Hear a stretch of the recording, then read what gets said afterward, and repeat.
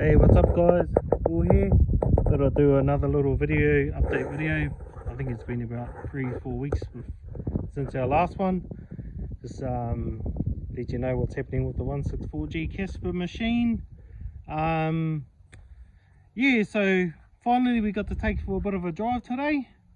So in order for that to happen, you would have noticed if you watch our last video that we had broken an axle. So that's all back in there, obviously because we got the wheel on. And so thanks to Clint Cheatham for doing some axles for us. We sent 3 away, and so now we're going to have some spares. So we've got a new one in there and our old one's over here because it's not quite ready to get a it's not fully finished yet. So basically this is the axle that I broke. So it's been welded up and it's got a collar on it. That needs to be welded on still, but we just got to get a new bearing. This one's a bit sloppy. I should have sorted it out before I sent them up to Clint, but he's pretty much said, nah bro, get a new bearing and do that. So he's left the collar not welded on there, so that's cool. But here's the other one. See, this is got the collar welded. This one's pretty much all ready to go. One thing I did have to do was I had to change the studs on this axle because the ones the threads on here were quite coarse and they wouldn't work with the big wheel nuts that you can get from fast lanes. I think they're like 1 inch on the socket. But yeah, so I wanted to keep all that all the same. So we got rid of those and we welded these studs in. We rubbed it off an old Falcon diff we had out the back. So yeah, all I got to do now is get some more studs for the axle to bolt on, like these ones. So yeah, we did, and that's then that one will be all ready to go. But that's pretty much our axles. So thanks to Clint Cheatham for that one. The other thing you probably would have noticed is we've changed our air intake setup. So before we had a temporary running from here across down here to this side. But basically when we got the car up and running, turned the electric fans on, all the hot air was blown around this area, and basically the air on this side was still quite cold, just by touch, hand feel. So so we decided to loop our air cleaner back around this way and put our filter up here so we get cold air. And we've made this sort of half shroud. I sort of copied this idea from, I think Tyler Walker had this on his Holden EFI setup, but his scoop was quite wide, but on the Falcon here there's all these bits and pieces here, and I wanted this to pretty much be accessible without all this pod filter stuff in the road. So there's not really anything under here that you need to touch, like, so you could take all the throttle body off and, you know, get to injectors and whatever have you, check the oil, whatever, without it getting in the way. So yeah, that's basically that. So all I've done is welded a bracket down from this vacuum thing up to here. This was a part I just cut off a Falcon derby car that we had laying around, but it just had the bolt holes there, and there was 2 of them. So I've got the other one over there underneath, and it just goes down to a rod and just bolts onto the manifold. So that'll basically stay there, and if I want to take the plate off, I can just undo like 4 bolts, and then yeah, that'll come off. So, and yeah, just got another bit of I don't know what you call it, plumbers sort of stuff that wraps up back there. Look up there, that stuff. So that's what that is. And that was just the airflow 180 degrees hose. I think it's like 76 mils.